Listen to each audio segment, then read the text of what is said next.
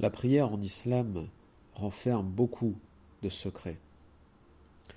Il existe de très nombreuses méthodes pour augmenter sa concentration dans sa prière et pour la réussir, on va dire, à la perfection, même si la perfection dans l'absolu, ça n'existe pas.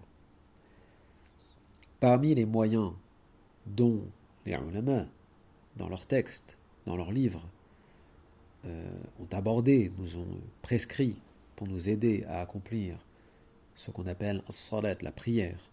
Je ne parle pas ici des invocations, dua, etc. Il y a notamment le fait de bien choisir le lieu où on va effectuer sa prière. Quand on est à la mosquée, on n'a pas le choix, on prie dans la mosquée, en règle générale, la plus proche de chez soi. La salle de prière à côté de la maison, dans le quartier, dans sa campagne, etc. Bon, peu importe.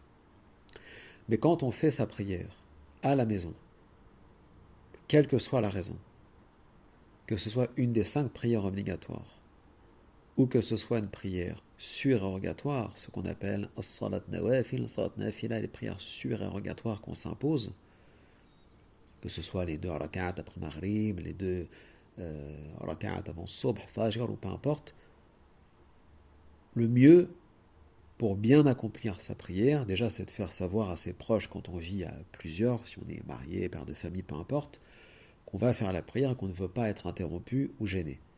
C'est important. Un musulman, une musulmane ne prie pas devant la télévision. J'ai vu ça des milliards de fois. On ne prie pas non plus devant des dizaines ou des centaines d'images ou de photographies, puisque le but c'est d'ouvrir, quand on fait la prière, un dialogue avec son Seigneur créateur. C'est un dialogue entre la créature et le créateur. Par conséquent, comment on peut être concentré, comment on peut atteindre un haut degré en termes de khushu', de concentration, si on a devant soi des images, des photos, une lumière de telle ou telle couleur, une autre lumière, etc. Énormément d'icônes face à nous qui nous gênent et qui nous perturbent pendant la prière. Or, ce qui nous est demandé, c'est d'accomplir la prière avec dévotion. Pour que cette dévotion soit, euh, disons, acquise ou respectée, le mieux déjà, c'est de choisir un lieu, un endroit chez soi, qui soit, c'est un conseil que j'avais déjà lu chez Abu Hamid al-Ghazali, etc., dans Ihya Ulumuddin et dans d'autres ouvrages, de choisir plutôt un endroit obscur. Une pièce où on a fermé les volets, où on a, euh, euh, comment dirais-je, fermé les rideaux, placé des rideaux, peu importe, pour vraiment se retrouver dans une ambiance où on ne voit presque rien de la pièce en dehors de son tapis de prière si on prie sur un tapis de prière.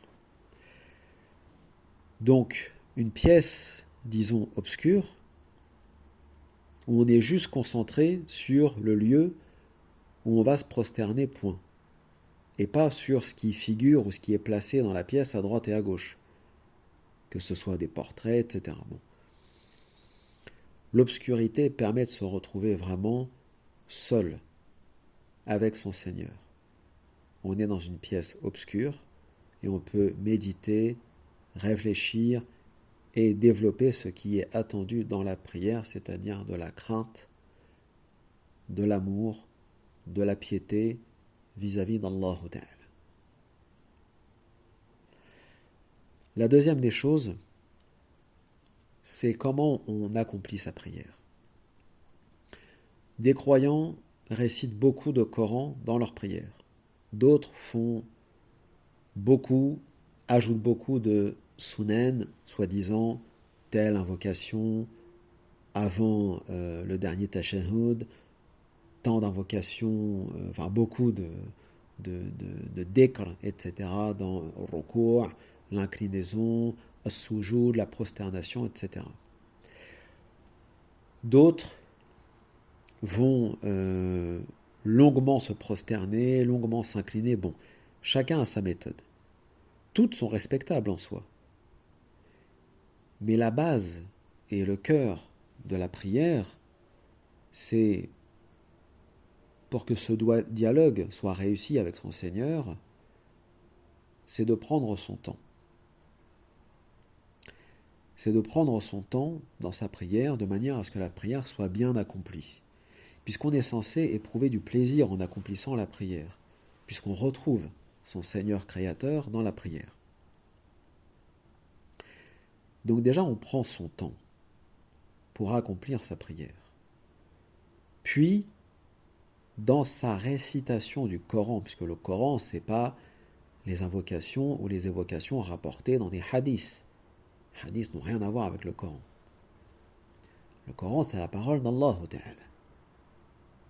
Le Coran, c'est la base de l'islam, la finalité de l'islam, le cœur de la mission du prophète, sallallahu alayhi wa sallam, c'est une dictée divine, pure et préservée, à travers les siècles et les millénaires, ce qui n'est pas le cas des hadiths ou des athar, des récits des sahaba, etc., qui sont arrivés des siècles après, parfois, la mort du prophète, sallallahu alayhi wa sallam. Donc là, c'est le Coran, le mushaf, le furqan, le discernement, bayn al-haq wal-batil. Donc,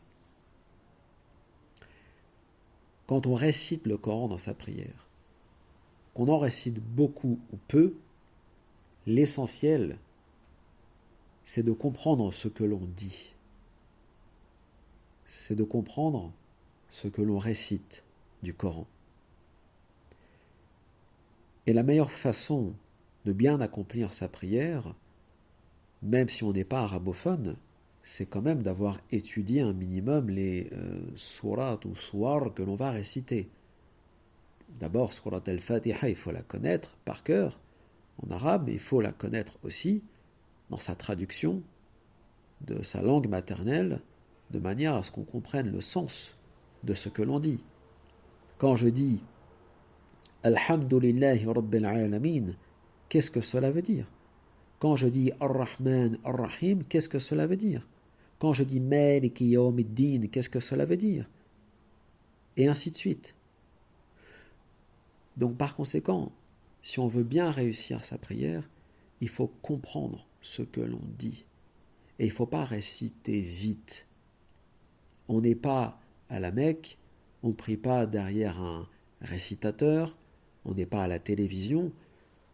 Mettez de côté tout ce qu'on vous a toujours appris, récitez peu, surat al-Fatiha et juste une petite surat derrière, enfin petite en quantité, je veux dire en longueur, surat al-Ikhlas, surat al-Nas, c'est suffisant. C'est pas la peine de réciter beaucoup de Coran. Si tu veux réciter beaucoup de Coran, réciter le Coran après la prière.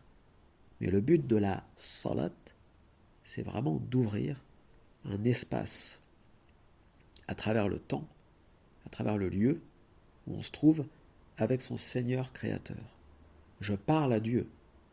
Quand je récite le Coran aussi, je parle à Dieu. Quand je fais du dhikr ou des doigts aussi, de toute façon, il faut toujours comprendre ce que l'on dit. Mais bon, la prière, salat, est un acte très différent de la récitation du Coran, du dhikr, etc. La plupart des ulama considèrent que la prière est l'acte d'adoration suprême, ultime, le plus important et inégalable dans l'islam, puisque c'est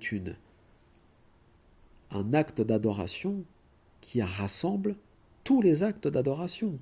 Dans la prière, il y a un ensemble de gestes, mais il y a aussi de la récitation du Coran, il y a des invocations, il y a des évocations, il y a la prière sur le prophète, sallallahu alayhi wa sallam, etc., etc. Donc la prière rassemble toutes les formes de culte, en dehors du jeûne peut-être, et c'est tout. Donc, quand je dialogue avec mon Seigneur créateur, je prends mon temps, je m'isole dans une pièce sombre pour ne penser et ne méditer que sur lui, pas sur son essence, puisque son essence nous est, comment dirais-je, nous est très éloigné, on ne comprend pas l'essence du créateur. Quoi qu'on imagine vis-à-vis d'Allah, il en est différent. Mais je médite surtout sur le sens de ces versets qu'il a révélés à son prophète et à nous, l'humanité, et je médite sur le sens de sa création, et je médite sur sa puissance, son omnipotence, son omniscience, etc. Et pour ça, il faut comprendre ce que je récite. Et c'est là où se trouvent les secrets, en partie, dans la prière.